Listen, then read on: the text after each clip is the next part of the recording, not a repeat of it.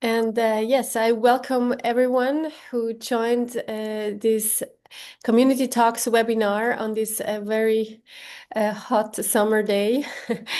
I hope you have found a place in the shade, some cool water or a van, whatever suits you. And yeah, I really welcome you to our Community Talks um, on how successfully hire career changers into tech.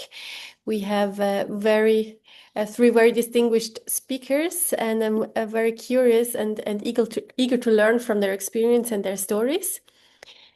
My name is Linda Mühli, and I'm leading the Education Professionals and Diversity Program at Digital Switzerland.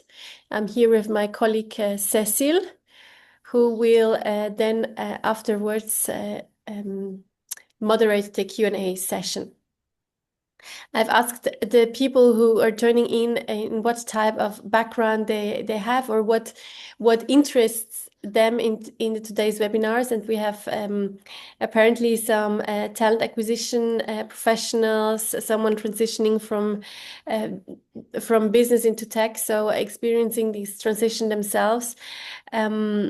And also someone who is seeking tech talent in the coming years. Amongst them, of course, also career changers. So, yes, Cecile, could you please go to the next slide? Thank you very much. Just for everyone to understand what we're doing at Digital Switzerland, we are an umbrella organization bringing together different stakeholders from the field of science, from the public sector, economy, and from society, civil society. So we also have a lot of big companies, and all our members. We are approximately having 160 members at the moment. These are organizations, so we try to find common ground amongst them and pushing the digital topics across different areas so that it is beneficial for Switzerland. On the next slide, you can see our different teams. So we have people working on the idea or like the topic of literacy. We have people working on the trustworthy digital infrastructure, which includes the EID, for example, but data spaces, AI, ecosystem collaboration, etc. And we have the chapter Education Professionals Diversity, where we what I'm leading. And on the next slide, you can actually see that our mission is to mitigate the shortage of ICT professionals in Switzerland. It is expected that there is a lack of approximately 40,000 tech professionals by 2030. And the new numbers will come out this fall. So we're really curious to learn what the progression will be. But given the fact that we have that we have constant change and development of the industry, so this industrial change, but also the demographic change and challenges, we need more people in tech. And of course, as you can see here, there are different leverages we could use. We can support, of course, kids at the early age. We can also focus on the workforce immigration. But in Digital Switzerland, we decided to focus on three areas. Cecil, now you can move a little bit further. We can have the three areas highlighted. Thank you very much. So we decided to focus on vocational education and training, career changers, and DIY. Also this because women are the biggest untapped talent pool, and we can see here a good representation that this is possible and that women are indeed many of them are interested in a career change. Or differently said, many career changers are women. When we go to the next slide, yeah, we can now. I would like to give the floor to our three speakers. So we have Priska, Sue, and Santa, and I will hand over to you to please introduce yourself with 2-3 words. Thank you. Great. Thank you very much, Linda. Thank you for having me today. My name is Priska. I'm the CEO of TechFace. And our goal is to increase diversity in the tech space with different approaches. One hand, we organize the biggest conference for diversity in tech, bringing together companies and female tech talent. We do a bit of recruiting, and we also have workshops where we help companies to understand how they can increase diversity. And for quite some time, we had also a program helping career changers getting into the tech space. And this is where Sue and Santa come in, because both of them have attended on different times the program. And I head over to Sue now to introduce herself. Hello, everybody. I'm Sue Rocha. I'm a software engineer from Mebec Software, now Comunardo. And as Priska mentioned, I went through the program as a career changer from the finance industry into software development. And yes, I look forward to hearing about everything that people have to share today. But yes, I've gone through kind of a career change myself, so I'm quite passionate about this topic. Thank you. And hi, everyone. I'm Santa. Happy to be here. Until end of May, I was a software engineer, just like Sue. I went through the career change program with Priska that Priska organized, and I'm here today because I have this experience behind me as well. I joined a new company beginning of June. So now I'm program manager, so a different direction a little bit, but still in a very tech company. Yeah, thank you very much. Very interesting. And we will hear more about your stories and your motivations and your experiences. But first of all, we would like to introduce the handbook that we elaborated, we from Digital Switzerland, together with TechFace and the Swiss Employer Association. So if we switch on, we have actually here the information. Thank you. So the handbook was created especially to address the needs and these two interlacing fields that I mentioned before, the need for more career changers, or the potential that career changers have, and also DUI. DUI does not make a lot of, or is not key in that handbook. It's more like how to address how to proceed actually if a company wants to hire career changers. We will follow the 4 chapters that this handbook has, but we will not show you any text or slides. We will do this by listening to Priska, Santa, and Sue, and understand the preliminary phase, which includes the assessment, the approach, the financing, and the commitment that a company needs to hire a career changer.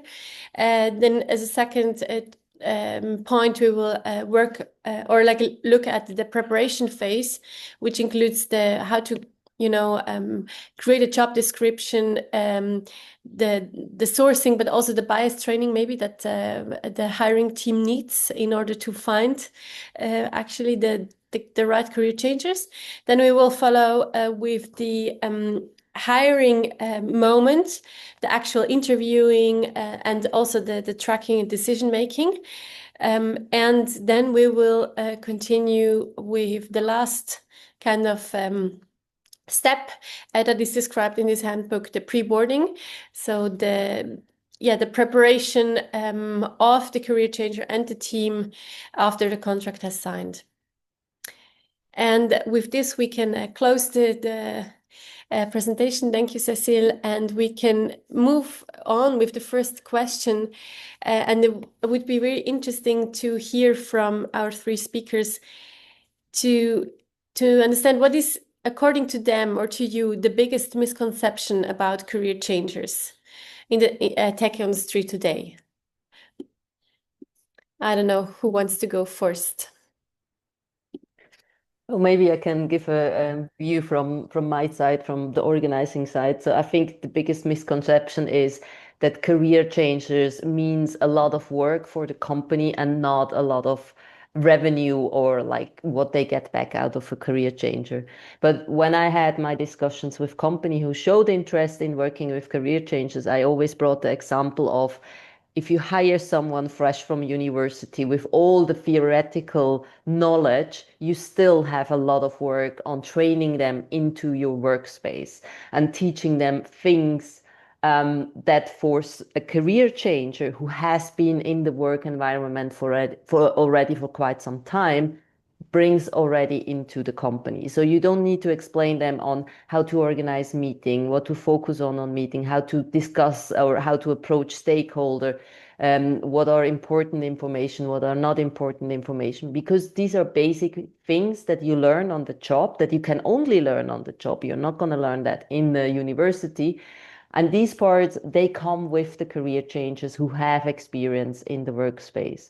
Plus, never to forget, if they come from specific industry, they can also bring in a different kind of view from a different perspective from the user end, for example, and might see requirements from this side. So it's a misconception to believe that a career changer starts at zero. They're not starting at zero. They bring a lot of wealth of knowledge into the company as well. Mm-hmm. Mm-hmm. Mm-hmm.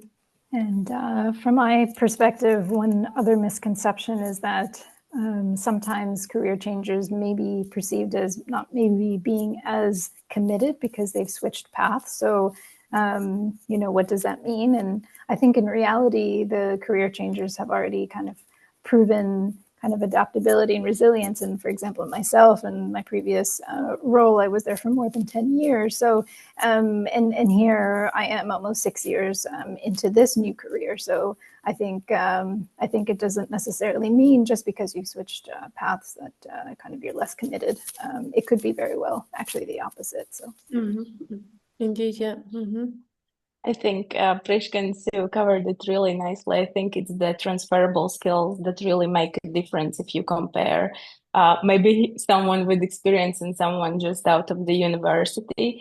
And I actually had to onboard a lot of fresh out of university joiners. So I really can, I had experience with that. And it's not super straightforward, even though they have technical background.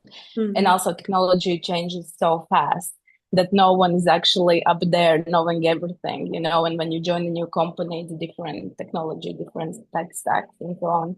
Mm-hmm. So I think there is definitely benefits in recruiting someone who is career changer and willing to do it. And also, just to add one last thought, I think when you make this decision to change a career already at 30, you're kind of giving up something that you've been working for the last or so years on. So I don't think anyone takes it lightly. I think there's really a commitment, like Sue mentioned. Mm-hmm. Mm-hmm. Mm-hmm. Yeah, thank you very much. This already opens up a lot of questions, of course, popping up in my mind. But let's stick to our plan and continue with like the first chapter. You talked a little bit about it, but maybe Priska, what is actually the when a company wants to hire career changes, and we also have apparently someone in the audience that is interested in doing so in the next years. What is the very first step or one of the key steps to kind of have a successful hiring of a career changer? I think the most important part is really to have the buy-in from everyone involved in the company in hiring a career changer. So you need to understand who will this impact, and it includes your management team, not only the hiring team, it includes the team that will be working with this person afterwards as well. And it's quite important to get their buy-in early on, understand their concerns, be it that they say, oh, we don't have the time to train anyone, or we don't have the resources, like what kind of materials should we share, but get really their concerns and their buy-in and ensure that they will be counted in when you decide to do the step forward with a career changer. And at the same time, also make everyone aware this is not just a short-term solution. You have to cover the skills shortage you might have in your team. It's a long-term investment with a long-term profit that could lead to a lot of innovation and increased productivity within your team as well. So that needs to be understood by everyone who is involved in the process at the beginning, and a commitment from them must be there. Even if you see there is concerns, that you discuss these concerns before you start then building up the process and investing a lot of time, so that you make sure, yes, everyone is committed. Yeah, interesting. And maybe now, when we switch to the other perspective, Sue and Santa, when you decided to transition your career, so you mentioned you were coming from finance, and I know that Santa came from hospitality area. What were your how did you take this decision? And looking back, was that a risk, or did you perceive it as a risk? What are your thoughts about it? Yeah, I think. Sorry. Oh, sorry. No, sorry. Go Go ahead, ahead, Sue. Santa. Okay, I'll go ahead. So I think it was a process. It didn't happen also from one day to another. I think I was already in my previous job working with development teams on creating a customer onboarding application. So, I would be the one giving feedback and seeing how quickly they can implement things that seem just magical. So there was some curiosity already before. But then I moved to Switzerland, and I think it was the timing, because COVID had arrived. And I had a small child, and it was kind of, okay, I have all this free time because no one is recruiting anyway, and everything is frozen. And that's how I came across Priska's TechFace program for career changers. And it was very, very exciting. It was a new purpose, right? You're reinventing your career. But at the same time, it was quite a large financial commitment as well, because I had to send my son to Kita, which is very expensive in Switzerland, and only my husband working. And then, of course, the boot camp costs. And you kind of, you don't know if it will work out, because I didn't have any previous training, in anything to do with technology, really. So you're starting really from scratch, and just have a faith that, this is your opportunity to succeed and do something different. And the timing, because I had time on my hands, even if I had thought about it previously, it's really difficult to step out of that hamster wheel, right? Because you're relying on your income, you're relying on certain things, and just giving full time of your life to a course, it's impossible, right? So unless you really make time for it. So definitely a risk that I would say paid off. Yeah. For me. Maybe, Sue, you want to add something to this, because you said you had a very established career before in finance. Yes, I had an established career. I had been there for more than 10 years, and it was a big risk. But the catalyst for me was just realizing that I needed a change and I needed a challenge, and wanted to kind of build things for myself as well. So it just so happened that I stumbled across also TechFace, and it was a good timing, good opportunity. It was actually before COVID, around that time, but and for me, it was a big risk. I mean, I was stepping away from a field where I had stability, I had a role of influence and seniority, but I think looking back now, the risk actually was more of staying in the role, because I didn't really feel like I was being challenged. So, and currently in my current role, I'm very, very happy. So I think, definitely paid off. It was a risk, but I think as long as you're kind of like in the right mindset, and have the expectations, or maybe sometimes not having too many expectations, because you never know what may happen. But really just being positive Yeah. kind of helped. Yeah, yeah. Thank you very much.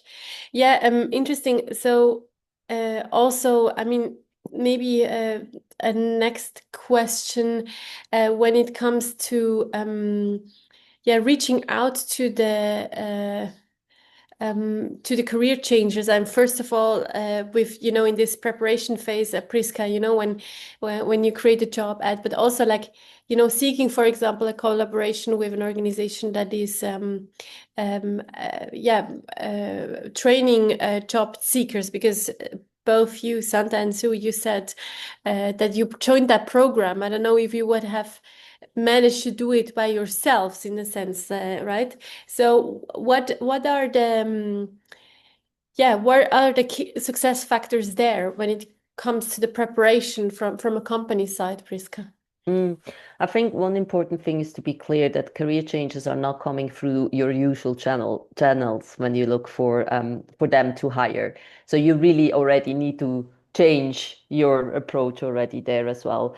And that means understanding what's out there, like what is the landscape of education, what is offered, are there boot camps, are there any universities offering, or as we offered these kind of programs, and then look into these programs and see what do they or who do they attract, what do they educate, and what is the expectation from the career changes afterwards? What are the capabilities to do after the boot camp? And how does that align with what you are looking for?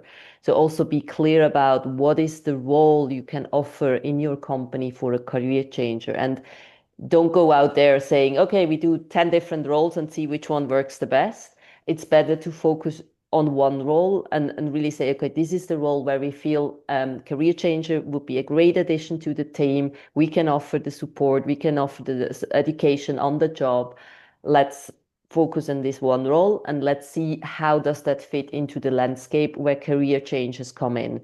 So that could be also that you get applications from someone who does a boot camp on their own, who educates themselves on their own with online tools. But maybe you need to understand then as well what kind of online tools are there. There are many, many platforms that offer education, coding education, and getting a little bit of a better understanding. What do they really mean if they come, for example, through edX with a certificate, or do they have attended a boot camp like the one we work together, Le Wagon? What do they actually mean? Yeah, yeah, very interesting. Yeah, and as you mentioned, I mean, the handbook also showcases a little bit of success stories. For example, we at six, they defined three different profiles. I think they were hiring for Scrum Masters, business analysts, and project managers. And another, like a big retailer, the Migros, they were focusing, for example, only on SAP. And yeah, I think that's really crucial that the company then has a strategic approach to it, as you mentioned. Maybe just two, three words from your side, Sue and Santa, uh, before we proceed to the other questions, because I think we are already halfway into the call. Um, what what type of job descriptions were appealing to you, or where did you then yeah, where were you motivated to apply? When what type of profile what the companies were seeking? I can start. For me, it was important to focus on those that emphasize learning, because as a career changer, I could really grow quickly if the company was kind of like in the mindset of, yeah, we want you to learn and we'll teach you and we'll take the time out to do it. I think for me, that was like really attractive to go to a place where the environment supported learning. Yeah, yeah, interesting. And what about you, Santa? And I also agree, actually, because if you're coming brand new, you want to have that support and you want to have opportunities, right, to grow. And you can only do it when the company is on the same page and there is this culture of learning and growth. Yeah, interesting. And Yeah, so that's also that's a very important aspect when it comes to like also how companies write actually job ads, right? Depending on your description, you will find one type of people or the other, or you will kind of speak to them. And when we then continue in that, let's say, hiring logic or journey, of course, then you sent out a job ad, you were seeking people through different challenge, then it's the moment of the interview. Um, what is important there, Priska, when it comes to interviewing, decision making, who will proceed to the next round, etc.? I think we need to be aware when you go into an interview, all of us, we have biases, and that's perfectly fine. The most important part is what is our bias and how do we judge? And specifically when we go and interview career changer, you still have maybe the perfect profile in the back of your head for a position such as a software engineer. You expect them to bring a lot of experience in a certain language, for example, or working with certain tools, but this won't be the case. So what you need to do before you go into the interview with the career changes, you need to be clear, what is it that makes a career changer for us interesting? And these are mostly soft skills, not only the hard skills. So focus on the soft skills and make yourself a list of what kind of soft skills you would like to check. Ask yourself, what kind of questions could I ask to figure out this soft skill? So it's not about, do you like working in a team? Of course, everybody says yes, nobody says no there. But it's more like, explain, how did you work in a team? What was it that you contributed, even if it was not on the specific role you're applying for, so in a completing different settings. But let them explain, let them talk about it. And then when you finish the interview, you also need to have a kind of a rooster or like a grading of how would you say these answers satisfy your questions, and then compare them among each other based on the same rates you gave them. So don't use different scales on the career changes and say, okay, for this person, we focus more on the teamwork. Maybe for this person, we focus more on how they talk to stakeholders. So make sure you're asking everyone about the same questions and making sure you can compare them with each other, and don't compare them with experienced people. That would make it really hard then after the interview for you to decide. And always keep in mind, it's a career changer. It brings in diversity. What is the diversity this person could bring potentially into your team? So don't try to look for someone who is already very similar to the rest of the team, because that would not bring in the benefit you can get out of a career changer with the diversity aspect in it as well. Mm-hmm. Yeah, very, very important. And yeah, to our career changes, do you have maybe an experience in mind? It could be a positive example or a no-go in moments of interviews. Yeah, what is your experience there? How could you also showcase your strengths or the diverse experience you can bring into the team? I think it's a lot to do with the interviewer, right? How, like what Prishka mentioned, how you organize the structure of questions to actually get out, because you know already that the technical skills, the hard skills are not necessarily all there that you are looking for the role, but really figuring out how your mind works through the questions of your previous experience, because there's so much that career changers can bring, and then on top of that continue learning the technical skills and grow in that area. And I think like for me, I think it's also when I feel that they are recruiting for the potential, because it also shows the openness of the company, and just generally the how you vibe together, right? Because also for me, it's important to be in a company where I would feel good, where I would feel like I belong somehow. It's the right mindset for me, and that's different for everyone else. So having those alignments, and I think you can feel it very much throughout the interview process already.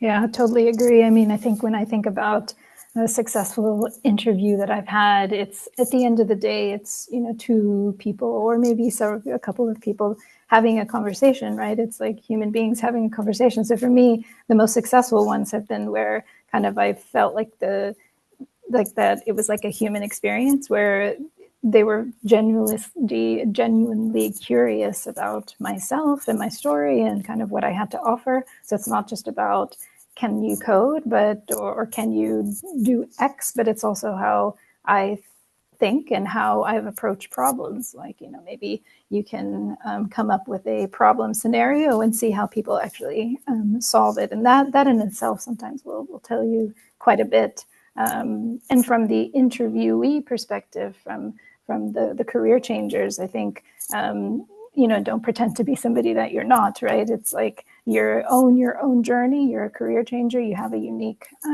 skill and a unique journey. And so I think, you have to own that. So yeah, that's a little bit from my perspective.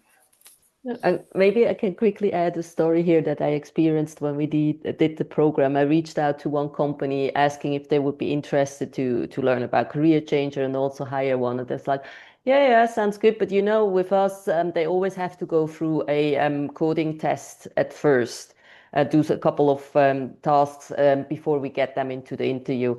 And so we discussed what was their coding language. I was like, look, these parts they should be able to do after the boot camp. That's what they learn. But there's one question, they don't learn anything about it. So we can try, but just that you are aware of this.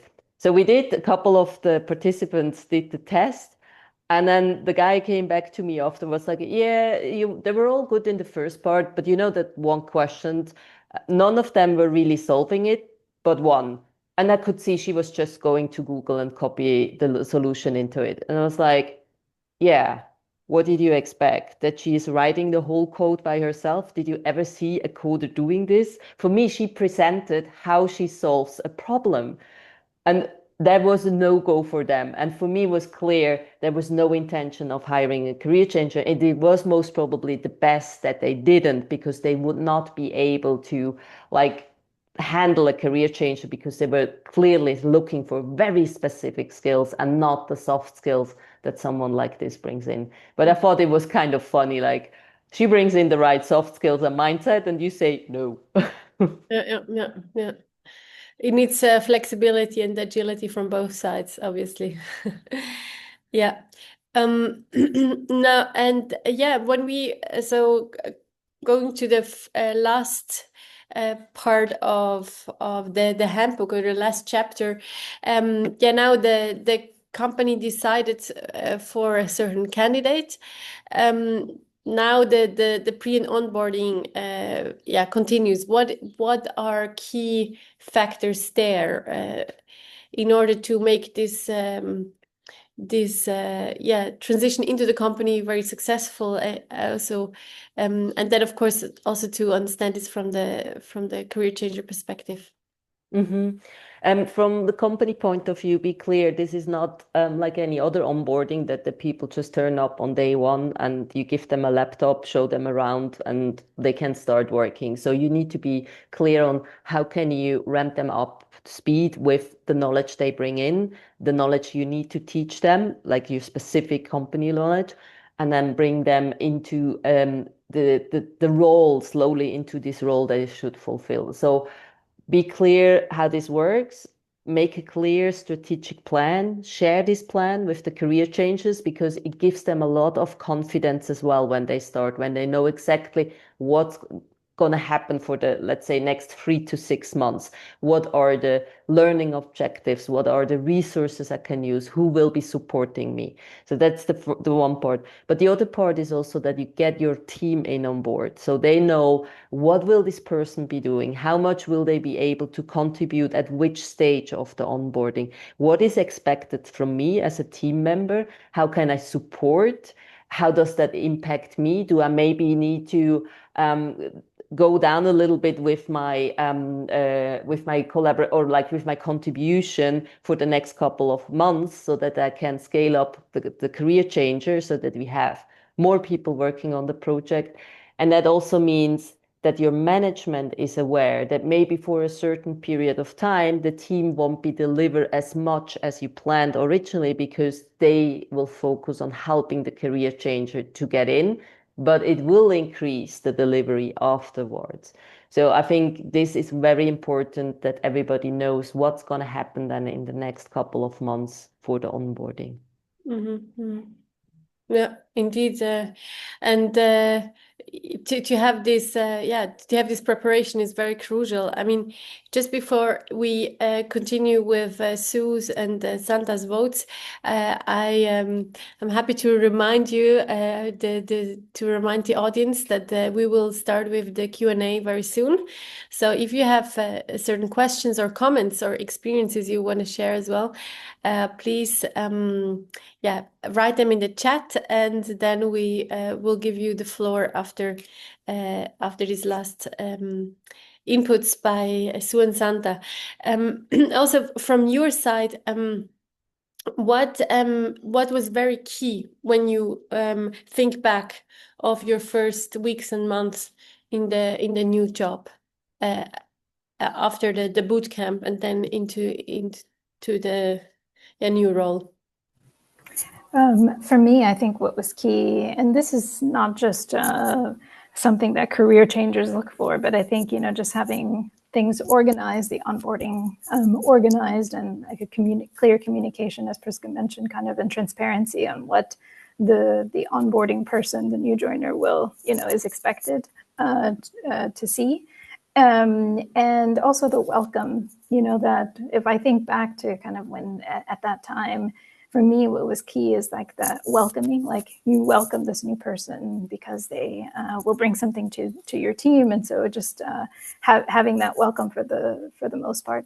The other big key thing was being able to feel comfortable and asking very basic questions, like really fostering an environment where it's safe to ask basic questions without feeling like you're going to be judged. And so, like Priska mentioned, it's important to have the team on board so that the team knows exactly what to expect in terms of the person and the profile and the experience that this person brings, and obviously patience, right? Because it's going to take time to ramp up. So I think that's important. And the final thing that I'll mention is, from a manager's perspective or a team lead or whoever's in this role, I think what was really, really great in my case is that they really set realistic expectations of what was expected of me, and they focused on helping me learn over speed, and really celebrating kind of even the small wins at the beginning. And so that kind of like over time gave me the confidence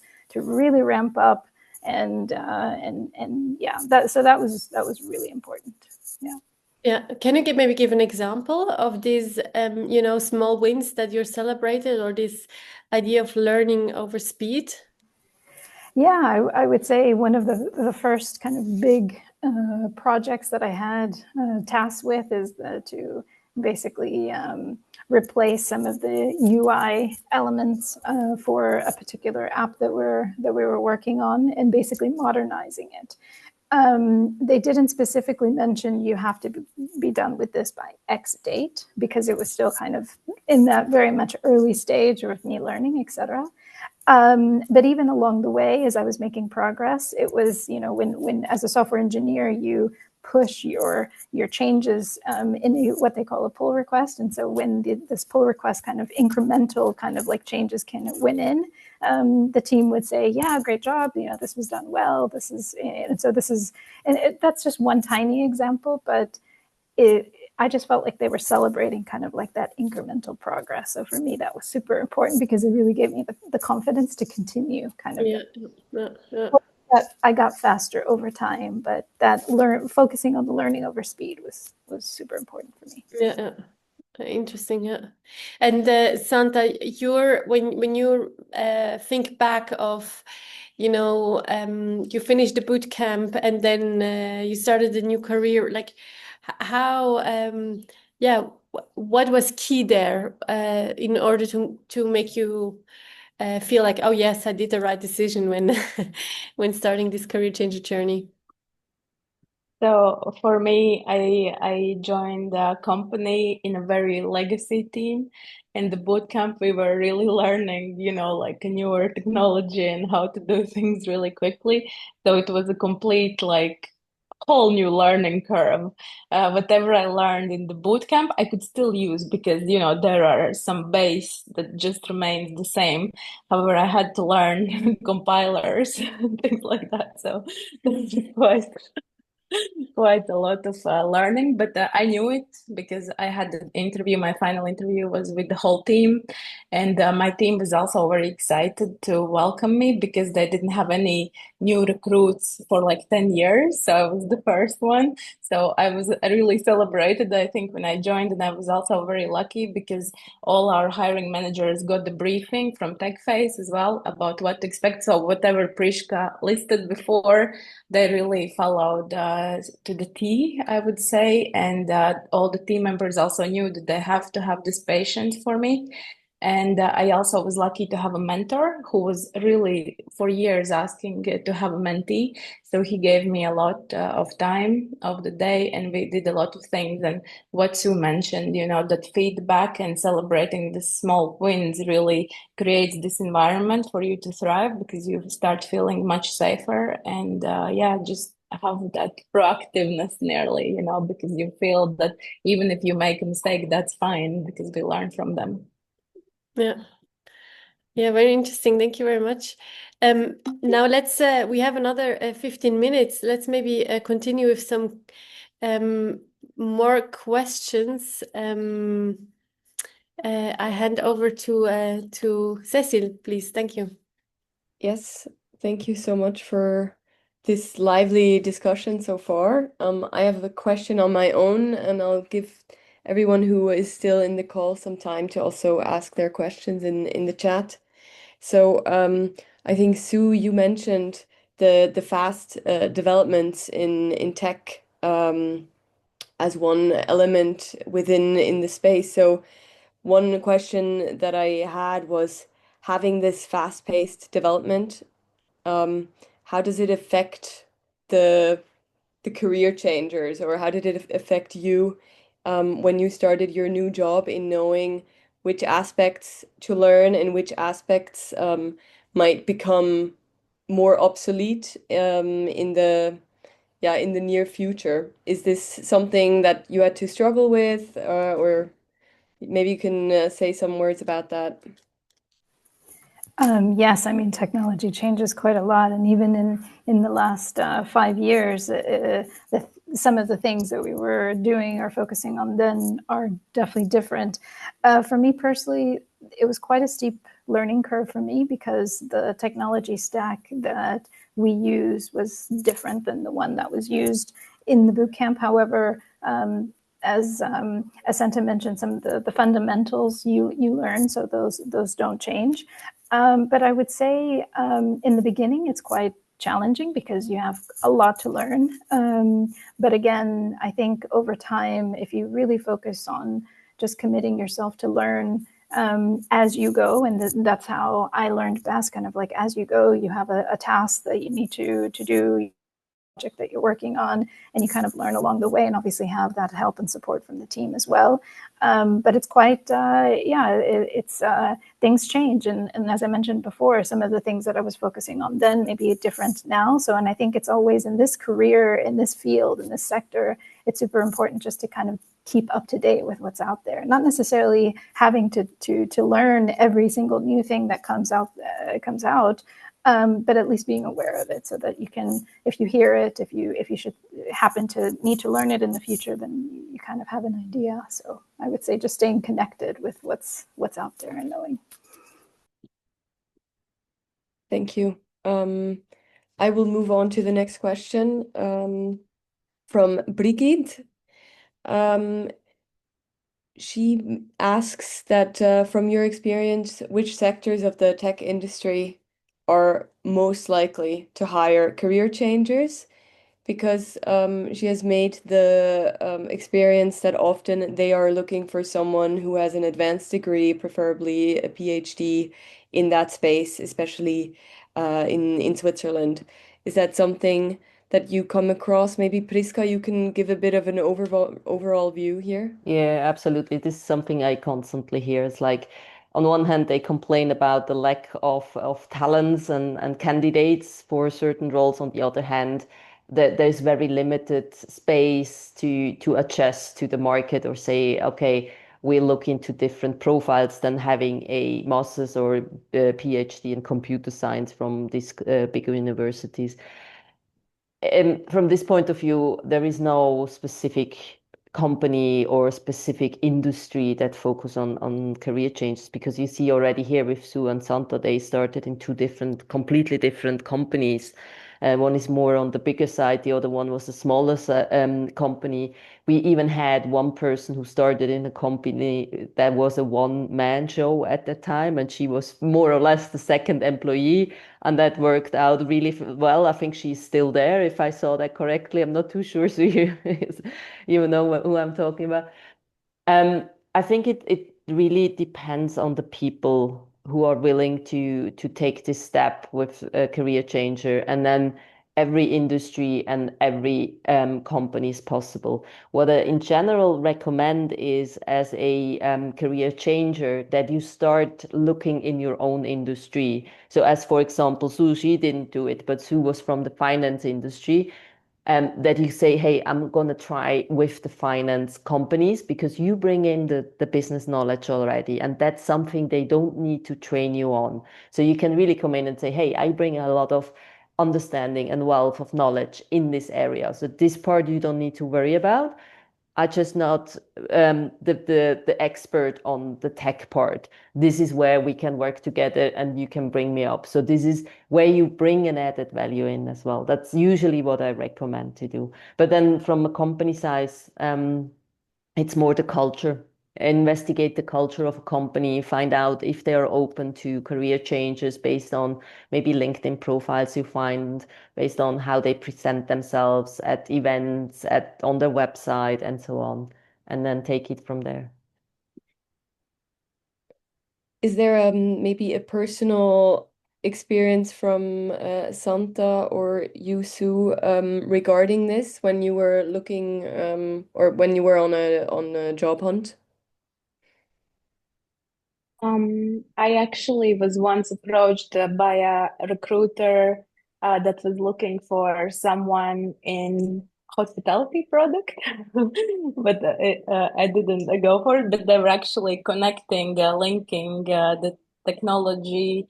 I was also a Scrum Master, and then that hospitality background, which is like a recruiter who is really looking for the profile to match. So it also shows that there is already need for having the domain knowledge, I guess, even if you are not directly there, but approaching it from a different aspect.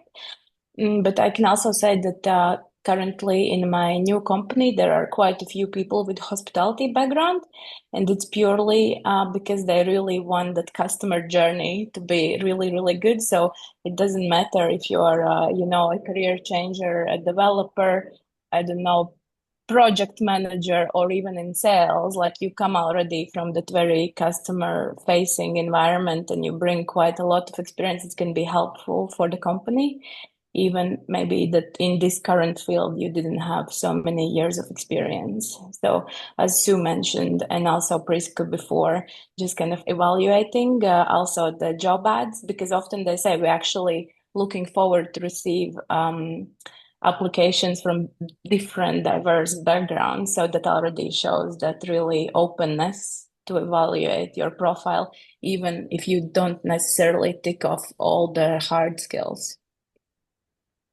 Yeah, one thing that I'll mention is that some companies also have dedicated programs for diversity or helping either women get back into the workforce or have certain focuses on career changers. So just because some of the job descriptions out there from that same company may not necessarily fit within that doesn't necessarily mean that there's no opportunity there. So sometimes it just requires a little bit more effort to find out kind of what programs they have, and sometimes they have context for these programs that you can reach out to. So yeah, in my case, I didn't necessarily stay within the same sector, But that is absolutely good advice because, yeah, you already have the business knowledge. So it would have been probably very easy to kind of step into the finance from a tech perspective. But yeah. Thank you for sharing that. I have one last question before I hand over to Linda for the last concluding words. So Priska, you mainly mentioned that it really depends also on the company and the people within the company to decide on hiring career changers. Do you maybe also have some other tips of how a company can evaluate their readiness to this journey? Is it just the people or are there other aspects? Honestly, I can't think of any other aspects. I think it's really it's a people's business at the end of the day, um, and how willing they are really to take on this. Maybe we can call it challenge, to do this, but even if you're like of course, if you're short before the closing down the doors, don't go and hire career changes. You're not doing yourself a favor then. But um, even if you're in a thriving business, it could help you, even if it means for a short time you have maybe not that workforce you would like to have, but you get it in the longer term. So I believe every company can work with a career changer if the mindset of the people, of the involved people, is in the right setup. Thank you. I will take these words as a nice conclusion and hand back to Linda to close. Yeah, thank you very much, Cecile, also for moderating the Q&A and for this, for the questions also. That's really very important always. So what I took some notes now when listening to the Q&A, and I really like what can be said is as a conclusion, it really needs agility and openness and the willingness to learn, right, from both sides. So from the companies and the career changes, and apparently the career changes are actually seeking that. They're seeking this kind of learning environment. That's why many of them take this opportunity, right? And what also a second aspect is this kind of expectation management also from both sides, which I think apparently is quite important in order not to give up too early in this transition, which is not always easy, I suppose. And another third aspect, it depends on the people at the end. So in how early they give up or not, right? So maybe you have some last thought, the panelists. So when you think of like your biggest hope for career changers, for companies integrating career changers, not in terms of like the pressure they're facing, but also in terms of the opportunities. What do you think is the kind of or what is your biggest hope for how the tech industry approaches hiring and then eventually integrates or like includes career changes into their workforce? I guess for me, the biggest hope is really that people getting more open, specifically if you look at what's happening with AI. Being able to program might not be the most important skill you need to bring in, but understanding what you want to program, why you do it, and then you can work with AI to do this. And I think my hope is that companies will recognize the shift in importance of skill that will help career changes to thrive in different industries and jobs.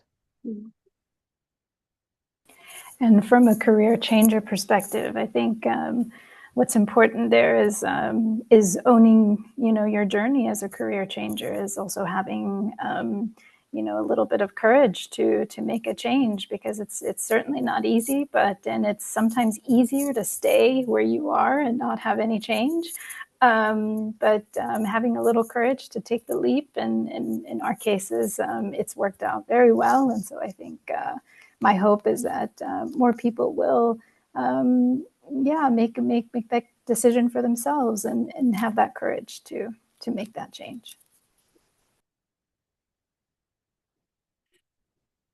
It's my turn. Yeah, you can have the last word.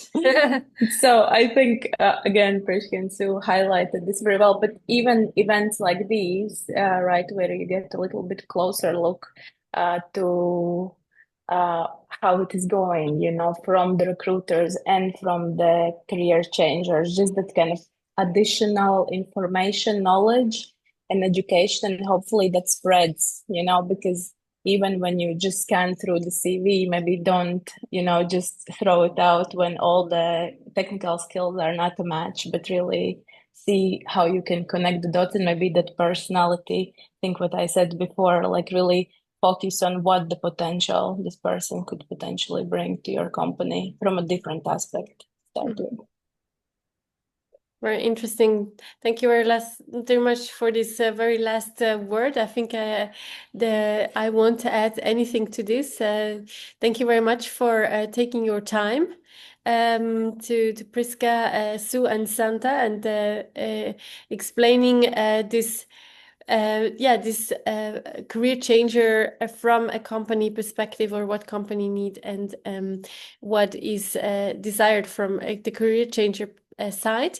As mentioned, we this handbook that we were talking about is for free. You can download it for free on the on the on the chat, and I will also send tomorrow another email with all the information. Thank you very much. Have a nice afternoon, and looking forward to stay in touch. Bye bye. Thank you very much. Thanks. Bye Bye. bye. Thank you. Bye bye.